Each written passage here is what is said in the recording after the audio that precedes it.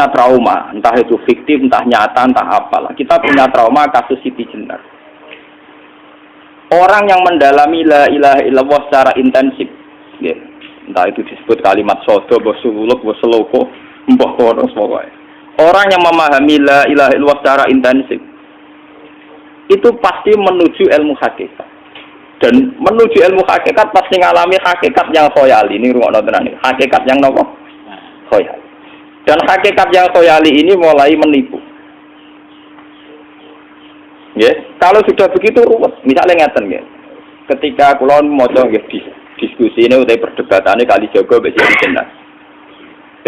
Saat itu ada Sunan Bonang juga. Kamu sujud pakai apa kali jaga? Ya pakai jasad. Dari Siti Jenar, daging kamu itu hanya onggokan daging. Nanti itu jadi bangkai. Dan setelah jadi bangkai itu habis. Kamu nanti ditulis Tuhan tidak termasuk yang sujud. Kebuat yang mbok sujud itu bentek. Mikir kan juga. Rugi ke sujud mbek bathuk mbek tangan. Jasad tem sampean iku entek. Ora ono sing crito kowe nak sujud mergo jasad itu mau sampean dadi bang. Lah nek ngono sujud ning hakikat ora usah bathuk, ora usah tangan, ora usah sikil, yo rohom iku lho kon sujud mbek pangeran. Nek sujud mbek fisik ku rugi wong fisik sobanan. Mikir kali itu. Wong bolak-balik kali Joko iku mantan wali preman terus jadi debat pusing.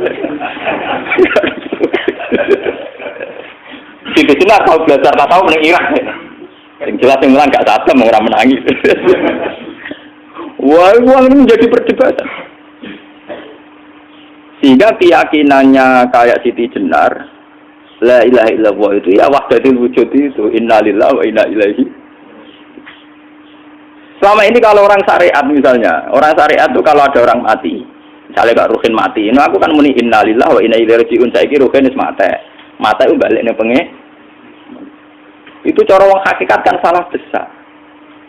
Orang mati itu tidak ada, cara ilmu hakikat kan orang mati itu tidak ada. Roh ini tersiksa di alam fisik. Jadi ruh ini tersiksa di alam fisik. Karena ketemu ning jasate ruh. Tersiksa dulu. Akhirnya apa mangane kudu kerja piring Jepang tersiksa roh. Asal roti memang tersiksa. Misalnya kiai pe mangane dadak kudu pidato 2 jam bareng tersiksa. Roh kenapa? Tersiksa. Mergo roh ora butuh mangan, ora butuh ngombe, tapi gara-gara melok fisik. Paham ya? Loh ini tenang tak warai ya bener. Lah kula boten. Zaman betul lho guru waras maksudnya nggih. Artinya waras secara akademik karena ada referensi, ada marojek nggih. Waras secara hakikat. Kula niku umpama rasake sampean wis ilmu hakikat. Artinya saya juga ngalami ilmu hakikat. Lan ketika ini sekarang hikam wong ora tau muka safa ora usah jadi ulama. Wis entah sekian detik ulama itu harus pernah muka safa. Biar merasakan ilmu nopo ada. Tapi ilmu hakikat itu bisa dilogika kan sebelum sampai secara musyahadah. Paling enggak bisa sampai secara logika. Manusia itu mulai Nabi Adam sampai sekarang itu kan punya roh dan roh itu tidak makhluk. Dia roh itu tidak makhluk. Ketika roh itu diletakkan di jasad dia itu tersiksa. Karena ketika dia ke jasad fisik namanya mengalami keterpisahan dengan yang abadi. Dia ini ning jasad fisik tersiksa. Karena dia harus di alam yang kasat mata, alam mulki. Tersiksa. Ketika dia tersiksa, melok ruhin, akhirnya dia mangane kangelan, akhirnya lesu mangan. Padahal roh gak butuh mangan, perlu dicatat roh gak butuh. Ya ora butuh gunung kidul barang, roh ora butuh rapi. Paham kan? Ya ora butuh putus cinta, ora butuh pegatan, ora butuh macam-macam. Paham? Tapi karena dia nempel jasad sing butuh mangan, butuh rabi, butuh wedoan macam-macam. Akhirnya roh tersiksa. Suatu saat kalau roh ini dalam bahasa manusia mati, ini dalam bahasa manusia mati. Ini hakikatnya roh itu tidak mati, dia kembali ke habitatnya. Ini disebut innalillah. Kita ini dari awal ya dengan Allah. Wa inna ilaihi juga kemudian nanti kita pasti kembali ke Allah. Dan itu diyakini betul oleh orang wahdatul wujud. Jadi kalau roh mati itu ya tidak ada mati. Roh sekarang itu kembali karena sudah lama mengalami keterpisahan mergo melok fisik-fisik dari ono kerja dasinan. Ono nggo proposal ruwet to roh melok. Paham itu? Kita di roh itu napa melok roh. Lah roh ya tersiksa ngaku ora butuh mangan, ora butuh proposal bocah ngalor. Itu tersiksa.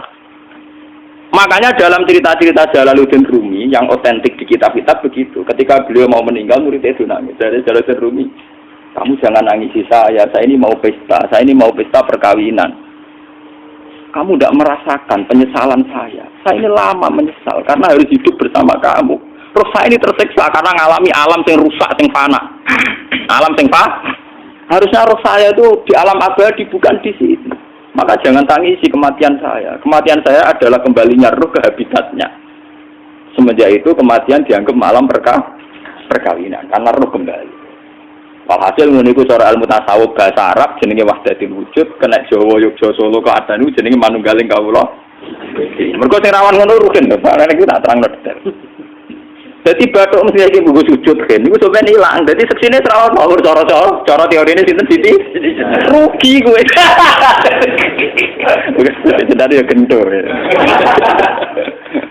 Kali coba mantan preman gak debat terus ora ngono mbok terus tak pateni kowe. Lah debat ini biar iso. Premane kumat. Ya ta preman jak debat ilmi. Ngono ku model. Kali Joko yo ora salah, bisa Sayyidina Umar nggih ngoten.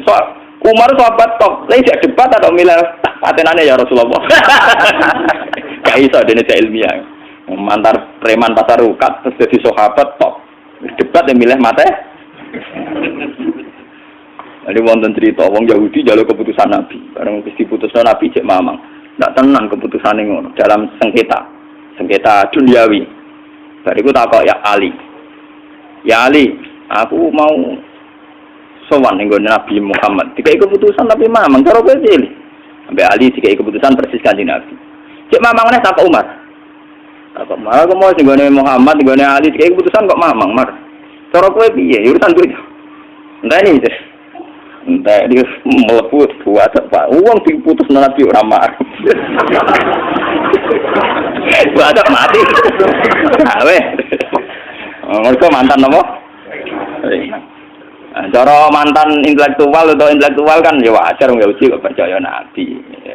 Kan bareng cara Ali ya segera gak percaya wis kandhani. Ora mesti carane tenan. Lah ora apa patene. Ya wajar wong Yahudi kok percaya Nabi, nek percaya ora situ Yahudi Muslim. Lah iki situ Gus Dur.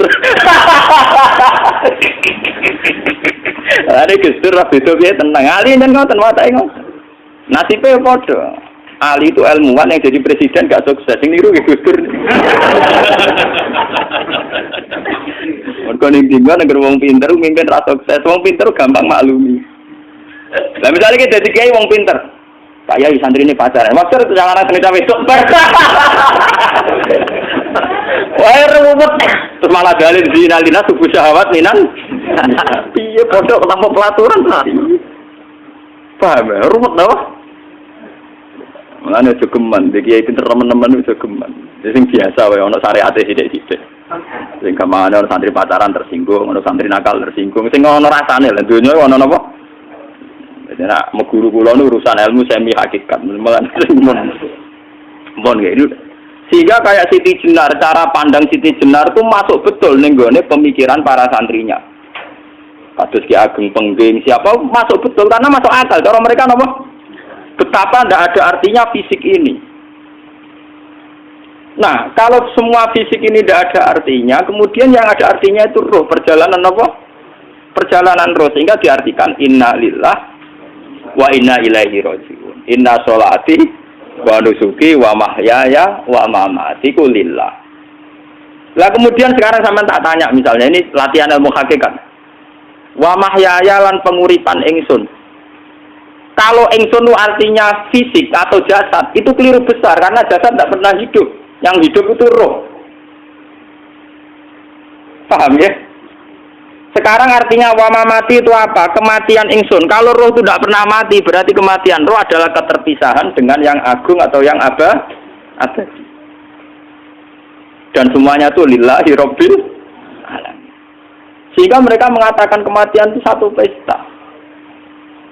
Mulane kados Bilal ditakoki, ya Bilal, ketika murid-muridnya nangis bergape mati, Bilal ge seneng ae. Badan nalqal ahibbah Muhammad dan wa hisbah. Ya, anak mati malah senang loh ketemu kekasihku. Sebab itu kematian tidak pernah jadi problem bagi mereka sing soleh, sing menembus ilmu hakikat. Paham? Tapi ilmu hakikat kayak ini itu yang diyakini Siti Jenar, diyakini Jalaluddin Rumi, diyakini para wali-wali wahdatul wujud. Dulu Syekh Husain sinten Al-Halal. Itu kemudian melahirkan prahara syariat. Prahara apa? Syariat. Sebab itu Wali Songo, oke Siti Jenar benar dalam filosofinya, tapi harus dibunuh karena menjadi prahara syariat. Sama dengan yang dikatakan Nabi itu benar, tapi menjadi prahara syariat. Akhirnya disomasi oleh Umar radhiyallahu anhu. Jadi sebetulnya sama, pola-pola ceritanya sama. Intinya sebuah ilmu hakikat harus dikawal napa? Syariat. Nggih kula bolak-balik. Contoh paling gampang wit pisang. Wong nak mangan gedang kulitnya tetap dibuang. Tapi umpama gedang dari awal ora tak kulit, ra sido dadi gedang. Paham nggih? Meskipun kon ape dipangan ya dibuang. Tapi kita tidak bisa membayangkan pisang dari awal tanpa nopo, mbah kekeringan, mbah bosok, mbah rasi dadi nopo, pisang. Terus pentingnya syariat lagi begini, malah penting ngaji wali-wali syariat yang pinter kados Sunan Kudus, kados Sunan Bonang. Andai kan tidak ada syariat itu dunia pun mesti rusak. Contoh paling gampang masalah pornografi, porno aksi. Jadi jenar aja omongi ngono ibu ngakak-ngakak. Dari pangeran wis pirsa, kowe nek aku klambi pangeran ora tentu ora ya rasa klambenan. Wong ora ana gunane. Kalau yang paling penting ku nazarullah, kenapa kowe klambenan barang, wong kowe klambenan ora pangeran tetep pirsa. Nyatane di jenar nak mulang nggih, coba klambenan nang intine napa?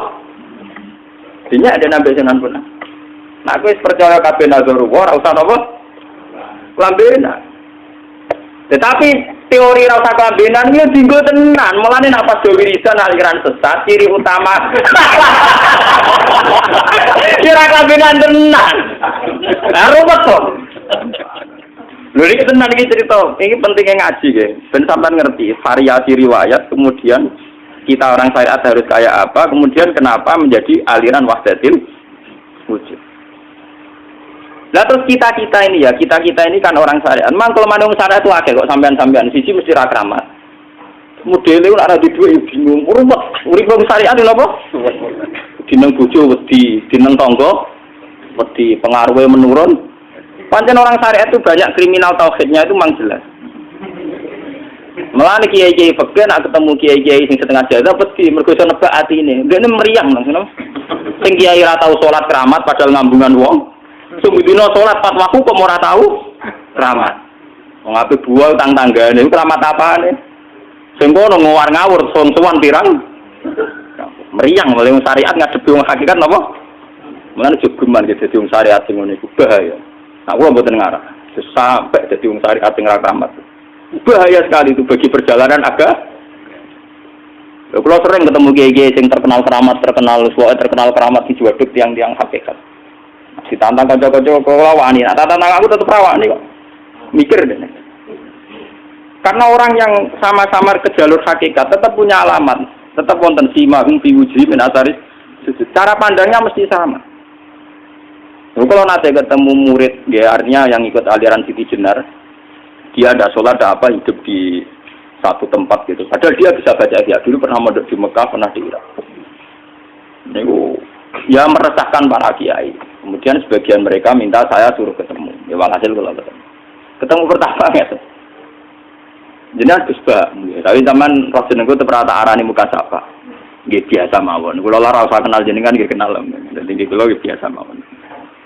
Lah niku pernah ngajari ajaran nih. Lah Gus ning donya tak enteni mau turun ngenteni mati ngono Gus kok repot. Jawaban kula terus ya. Sampai jare wong hakikat wong ngenteni mati barang. Ya mati yo saiki iku. Rasa ngenteni saiki padha-padha wis napa? Wis mati. Ya saiki wis padha-padha wis urip. Wis padha kabeh. Nah cara ilmu hakikat itu kan terus sama semua. Napa? Sama semua. Tadi makanya itu tadi. Kalau baleni malih logika hakikat itu begitu ya. Roh itu ditiupkan oleh Tuhan ke kita. Kemudian roh karena ikut alam fisik, alam jasad, roh ngalami yang kita alami. Nggih. Ketika roh ngalami yang kita alami, dia tersiksa. Nah, ketika roh sudah terpisah dari jasad yang mengekang, yang memenjara ini, dia senang terus kembali ke Tuhan. Ini disebut inna lillahi wa inna ilaihi. Nah, jasad ini kemudian menurut ilmu hakikat nggak ada gunanya sama sekali total. Hilang di telan tanah. Lah kalau begitu jasad iki nak mbok agul-agulan. Gusti bathuk kula tak nggo sujud tangan kula ndi buktine tangan wis ora ono. Bathuk wis ora. Mulai dari Siti Jenar, hanya wali bodoh kayak kalian yang punya ajaran bodoh begitu. Malah rasupan. Mulane Sunan Kalijaga semangat kon mata ini mergo tambah omongane glodro dindi. Tapi yang enggak disadari Siti Jenar yaitu tadi. Inti dari ilmu hakikat itu kan tunduk sama kersane Tuhan. Kalau sudah tunduk pada kersane Tuhan, kalau kersane Tuhan roh kita harus di jasad. Dan wujud jasad kita ini juga karena kehendak Tuhan. Kenapa yang wujudnya jasad yang karena kehendak Tuhan engkau ingkari? Sementara wujudnya roh tidak kamu ingkari. Toh wujudnya jasad ya bi iradatillah wa bi masyiatillah. Wujudnya roh ya bi wujudit bi masyiatillah wa iro. Harusnya fungsi jasad juga harus kamu akui toh Siti Jenar. Wong sekarang kita punya jasad ya bukan karena kita, karena kehendak Allah. Kenapa kamu ingkari? Berarti kamu mengingkari kehendak meneng Siti Jenar.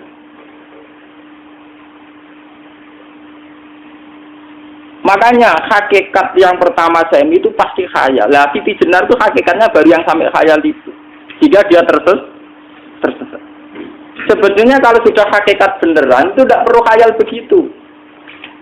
Artinya tidak perlu khayal jasad kita sing senajan ora ana gunane ini. Tetap piye wae wujudnya karena kehendak Allah. Juga kita harus terima. Apapun kekurangannya, apapun kenaifannya, ironisnya harus kita terima. Ini sebagai bentuk penerimaan kita pada masyiatil. Begitu juga keadaan roh kita sebagai penerimaan atas masyiatil. Meskipun ada teori-teori roh yang lebih valid. Lebih valid misalnya begini. Kanjeng Nabi itu suatu saat ininya terputus karena perang Uhud. Itu Kanjeng Nabi dia dolanan drijine ini. Napa cara napa jari jemari ini Nabi putus. Dia dolanan. Jadi Nabi sendiri kadang sering ngajarkan ilmu hakikat. Hal laki illa usbun udmiyat wa fi sabilillahi ma la fi. Kowe ora trimo fisik, bentuk fisik jari jemari sing ditetir berdarah. Tapi nak kowe wis fi sabilillah ayo wis kowe balik ning habitatem. Sehingga kenapa para sahabat itu ketika dicincang, ketika putus tangannya, putus kakinya, sahabat yang usul ke ilmu hakikat itu malah senang. Karena jasad kita ini kan ila sabilillah menuju jalan Tuhan. Sekali dia sudah terluka fi sabilillah itu sudah menemukan formatnya. Cara teori Cina sudah menemukan formasinya. Paham gitu?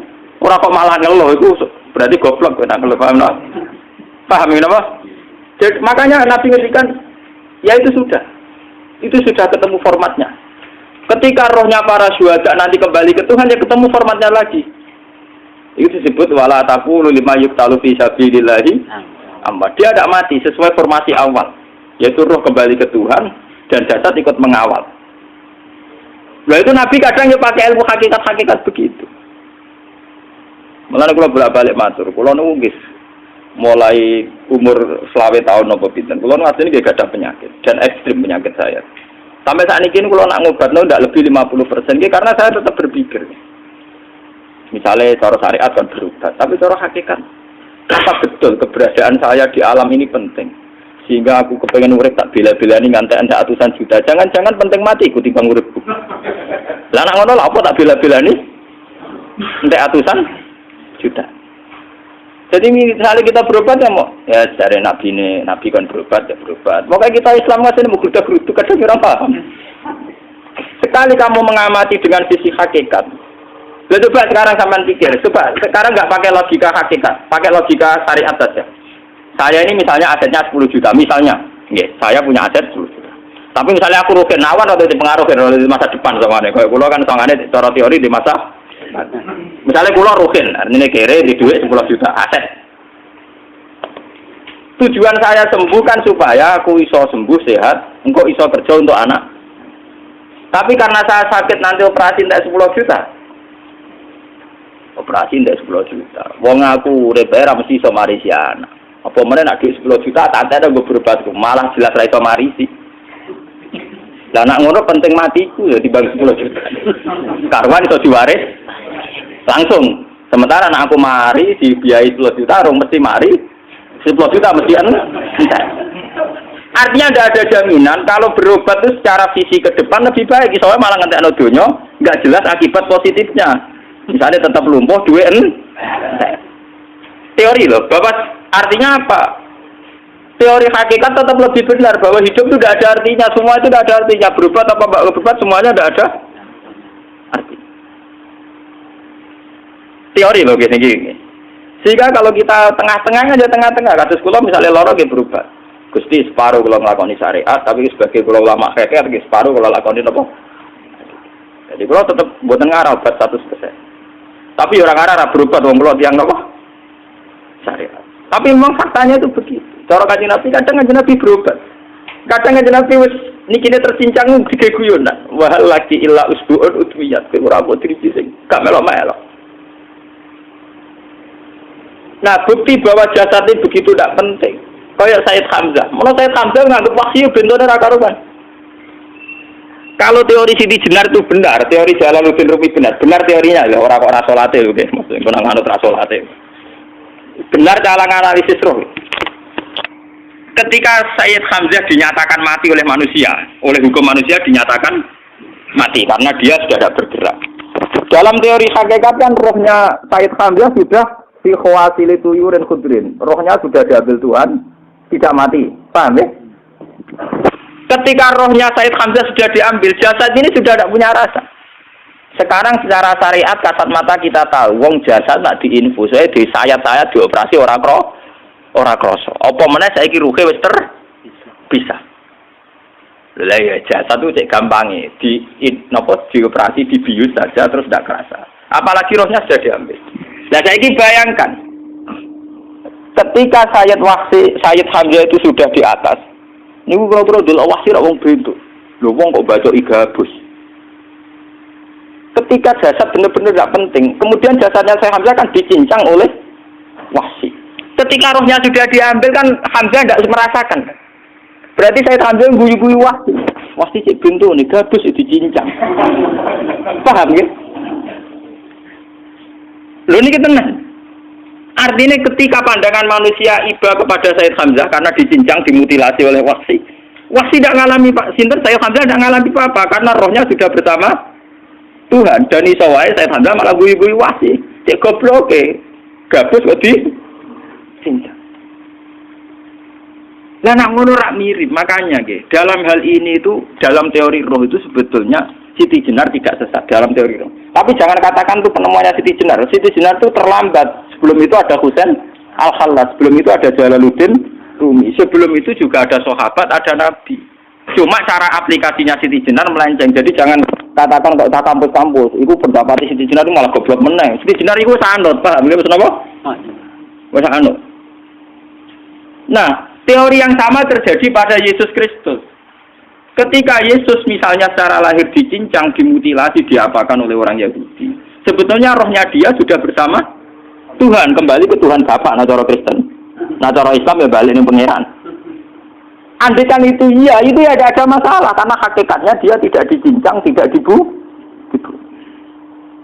Andikan iya lah, tentu menurut Islam yang dibunuh Yudas atau siapa itu yang masuk bialah. Tapi sama sebetulnya teorinya sama, kalaupun dia tidak ada masalah. Oke, kalau misalnya Nabi Isa karena ada kontroversi menyangkut dia atau Yudas. Sekarang yang Zakaria dan ya. Zakaria yang itu dicincang betul oleh orang Yahudi, matinya dimutilasi. Tapi dia tidak apa-apa. Karena ketika beliau dicincang, rohnya sudah diambil. Ini rungono tenan kan. Ben kira untuk kendel mati paham kan ya. Jadi maksudnya ini kula ajari nak mati itu tidak problem. Ya niki kalau urip mesti lho. Nah ini bersamaan paham ya. Kaitan la ilaha illallah ini nanti semuanya sama kaitan sama apa? La ilaha illallah. Ini nanti ujungnya sama dengan la ilaha illallah. Begitu juga seterusnya. Misalnya Yahya kalian sinten? Zakaria. Ketika Tuhan ditanya, jadi tenggene alam malakut pengiran ditakok, ya Allah, Yahya dan Zakaria itu kan hamba pilihan engkau. Ketika dicincang kok jenengan biarkan. Endi Yahya Zakaria dicincang? Aku itu ra goblok dari pengiran. Sedurunge dekne dicincang jasate ruhe tak jupuk. Dadi dekne ora krasa blas. Begitu juga ning tafsir-tafsir sampean lihat wa Maryama Sayyidah Maryam yang istrinya Fir'aun. Itu kan dia iman sama Nabi Musa. Asia, ya Asia imro'ati napa? Fir'aun. Asia imro'ati Fir'aun, ya. Itu kan dihukum oleh Fir'aun. Ketika mau ditumpaki napa? Batu besar. Iku Allah ketika pangeran, ya malaikat maut, cepat ambil rohnya sebelum dihunjami batu besar. Terus rohnya diambil. Sebab itu dalam hukum Tuhan, Tuhan itu tidak merasa bahwa Tuhan membiarkan Asia, membiarkan Hamzah, membiarkan Yahya, membiarkan Zakaria. Dalam hukum Tuhan, semua orang ini roh-roh terhormat. Akhirnya nak anggo teori iki sing nyincang malah goblok, wong gabus goblok cincang ngono. Dadi nak anggo teori iki malah berbalik, sing goblok sing nyincang. Paham? Yo jeneng koso sesuai sampean kiaskan saja. Wong dibius wae disayat-sayat gak kroso. Kaya apa nak ruhe bener-bener wis tercabut terpisah. Rasane nang ndi? Iku disebut wala taqulu lima yuqtalu fi sabilillah napa? Lah kemudian roh ini kemana? Nah, roh itu sudah menyatu dengan kalimat tauhid. Mesti roh itu bersaksi la ilaha illallah. Itu sing disebut ning alam roh ketika Allah tanya alastu bi rabbikum mesti qalu bala. Mesti mereka jawabnya apa? Bala. Karena alam roh tentu lebih mudah bersaksi akan keberhadiran dan keeksistensi Tuhan Allah Subhanahu wa taala. Paham ya ini zaman penting. Nah, ketika kalimat tauhid sudah menyatu kayak begini, itu mesti kalimat tauhid sing mesti langsung untuk swarga. Itu dimaksud Nabi mustaiqinan biha qalbu mukhlishon biha qalbu. Ati itu qalbu kan nggak bisa kamu artikan jantung atau liver kayak teori modern sekarang. Misalnya qalbun itu apa? Jadi kiai qalbun itu jantung. Nak ngono beda mek liver. Lah nak liver apa kabidun? Iku akal-akalan aja padha ora paham. Bahasa kolbun, fikrun, aklun itu sesuatu yang misteri.